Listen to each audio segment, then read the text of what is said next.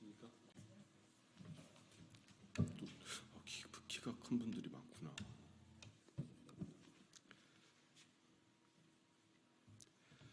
안녕하십니까? 더불어민주당 대변인 한민수입니다. 논평을 발표하겠습니다. 이념 논쟁 부추긴 것은 윤석열 대통령입니다. 말 돌리지 말고 친일 독립기념관장 경질하십시오. 윤석열 대통령이 어제 김영석 독립기념관장 임명에 따른 건국절 논란에 대해 먹고 살기 힘든 국민들에게 무슨 도움이 되느냐고 강변했습니다. 부적격 인사를 독립기념관장에 임명해 광복절 행사를 반쪽짜리로 만들며 건국절 논란을 부추겨온 장본인이 이 논란에 대해 무익하다니 참으로 우습습니다. 불과 1년 전 국가에서 제일 중요한 것은 나라를 제대로 끌고 갈 이념이라며 대놓고 이념 전쟁을 선포한 것도 윤석열 대통령입니다. 국민적 저항에 부딪히자 민생을 들먹이며 논점을 회피하려는 말 바꾸기는 통하지 않습니다. 대한민국의 정체성과 역사를 뿌리채 흔드는 친일 세력의 준동을 묵과할 수는 없습니다.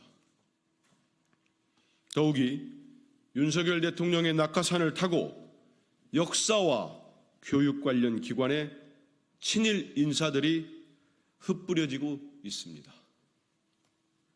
안창호 국가인권위원회 위원장 내정자마저 임시정부는 국가 기능을 하지 못해 건국이라고 할 수 없다며 건국절 논란에 불을 지피고 있습니다.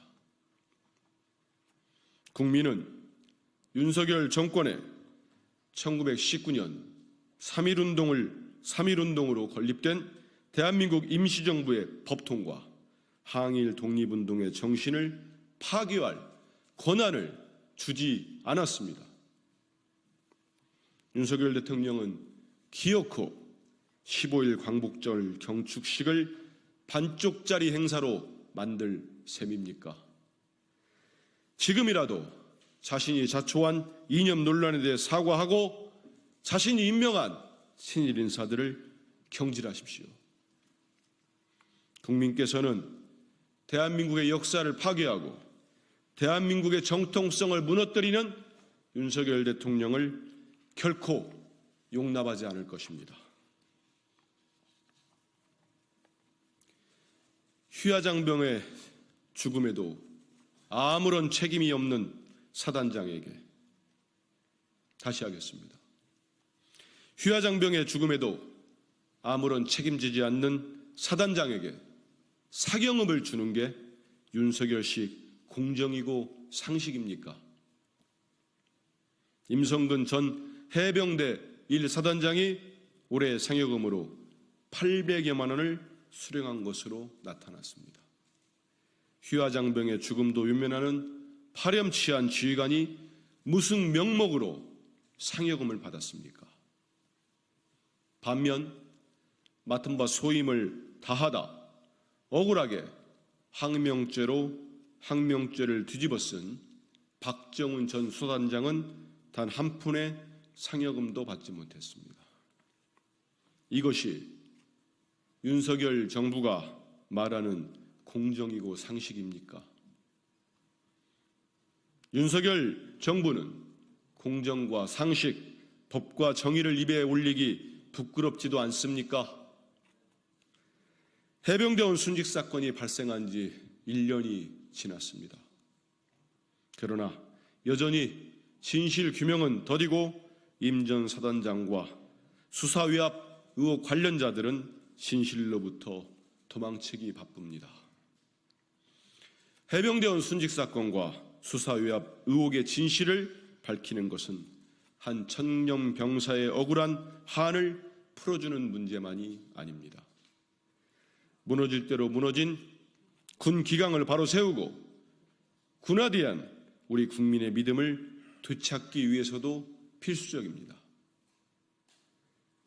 지난 5월 비상식적인 얼차례로 육군 12사단 훈련병이 목숨을 잃는 등 군내 사망사고가 끊이질 않고 있습니다.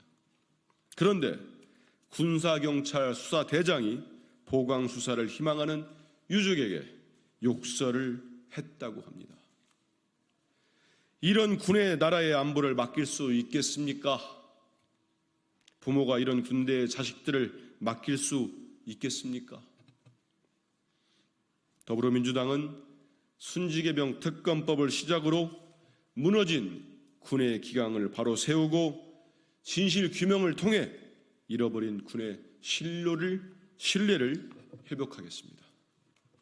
국민의힘이 진정 보수의 가치를 지향하는 정당이라면 순직해병 특검법을 즉각 수용하고 국가 안보를 바로 세울 수 있도록 협조하기 바랍니다. 이상입니다. 고맙습니다.